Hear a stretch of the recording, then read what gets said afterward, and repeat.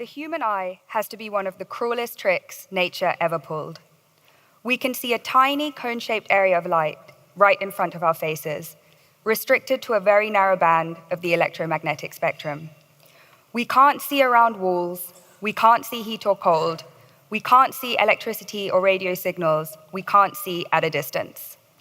It is a sense so limited that we might as well not have it, yet we have evolved as a species to depend so heavily on it that all other perception has atrophied. We have wound up with the utterly mad and often fatal delusion that if we can't see something, it doesn't exist. Virtually all of civilization's failures can be traced back to that one ominous sentence. I'll believe it when I see it. We can't even convince the public that global warming is dangerous. Why? Because carbon dioxide happens to be invisible. Hello, everyone. My name is Abi Ramanan. I am the CEO and co-founder of ImpactVision. And I'm not that young, really, but I am really delighted to be here. And I'm going to talk to you a little bit about hyperspectral imaging, which you've heard about before from Raymond's talk, and also what the potential of this technology is in the food supply chain. But first, I'm just going to tell you a quick story. So this animal is called the mantis shrimp. And the mantis shrimp has one of the most advanced vision systems of any creature in the world. If you think of human beings, so us, we have 3 color receptive cones, red, blue, and green, and we see the world through a combination of these 3. The mantis shrimp has 16 color receptive cones, so it can see both ultraviolet and infrared light. That makes it, you would think, a really kind of joyous creature of the sea, but it's actually a very violent predator. Another fun fact about the mantis shrimp is it can kill its prey by whipping its tail so fast it boils water. A rainbow for the mantis shrimp would come from 16 colors, which we can't even really imagine. Similarly, if you have a look at the yellow flower on the screen, this is how a human eye perceives it. But a bee perceives the same flower in a completely different way because it has ultraviolet vision helping it to locate the nectar at the center of the flower. So just from these 2 quick examples, it's obvious that there's more information that exists in the world that would be really beneficial to be able to access. So what does all of this have to do with food? So we're at a food and agriculture conference, and one of the main issues of our generation, of our time, is food waste. 1/3 of all the food produced in the world today is wasted. This costs around $1.2 trillion annually. And there's another problem. So there is a growing area of crime called food fraud. Some of you might be fortunate enough to remember the horse meat scandal of several years ago that tore across the European Union, but it manifests in lots of other ways, contaminating melamine with milk powder. Or if you buy red snapper in the US, 9 times out of 10, you're actually getting tilapia. So it's very difficult for the human eye to tell the difference between 2 white powders or 2 fillets of fish that look the same. But this type of crime costs the global economy an additional $40 billion a year, and we really need rapid, real-time, and accurate techniques to assess both food quality, but also product authenticity. So just a bit more information about food waste. It costs around $1.2 trillion a year, and if food waste were a country, it would be the 3rd largest emitter of greenhouse gases in the world. The problem is that for food companies, they've been mechanized. The food supply chain has been mechanized, but it hasn't been information-enabled.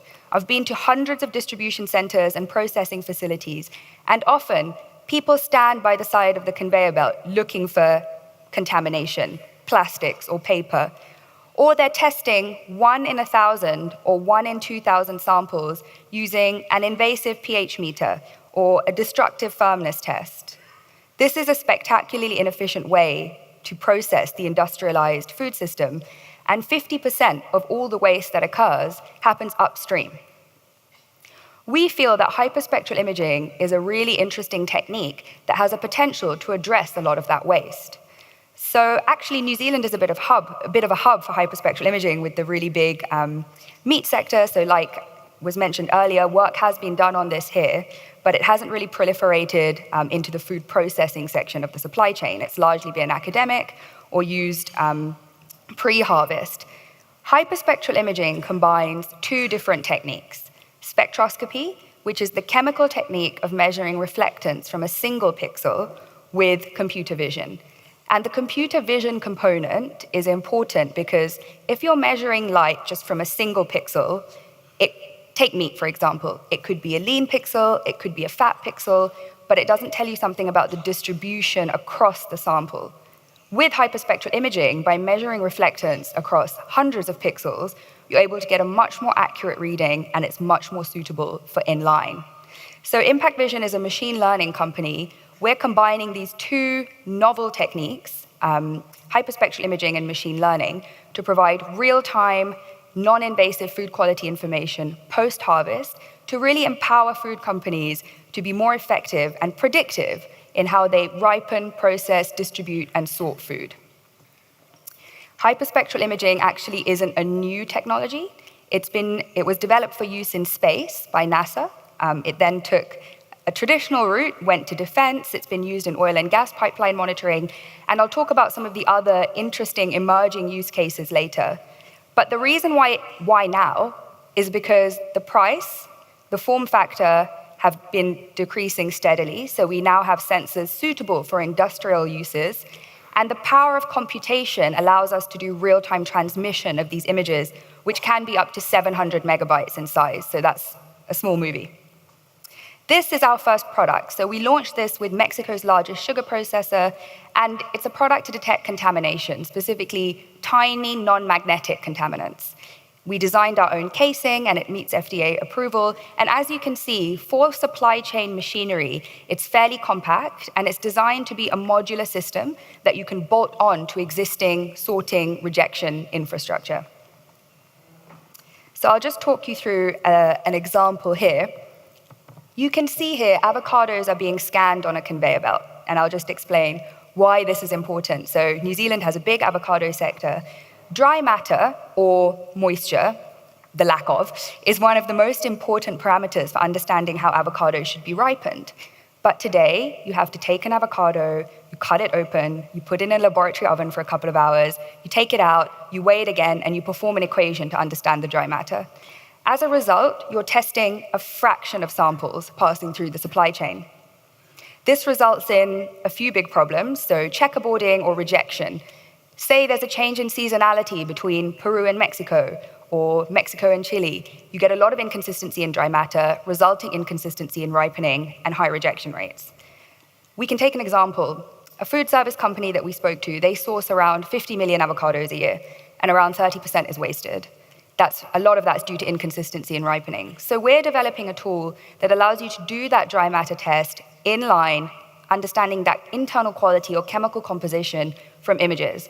So you're facilitating a shift from testing a fraction of samples to 100% product coverage. You can then sort avocados into buckets with much lower variance, ripen more consistently, and start driving that efficiency from a post-harvest perspective all the way down to food service and retail. So like I mentioned, we're a post-harvest company, so we sit in the section of the supply chain that's all about improving distribution, improving processing, determining end use of product, and really optimizing activity and moving away from using those manual tests. The benefits for food companies fall into a few areas, so understanding tenderness or shelf life, so determining should this be sold as ground beef or should it be packaged as steak, detecting contaminants like I mentioned, optimizing yields for vegetables and produce. Another example is doing inline brick segmentation of berries. We're also working with a large meal kit delivery company. Today, to understand the shelf life of salad, a manual inspection is carried out. So a QC person has a look at different batches and says, oh, I think this has about 3 days shelf life.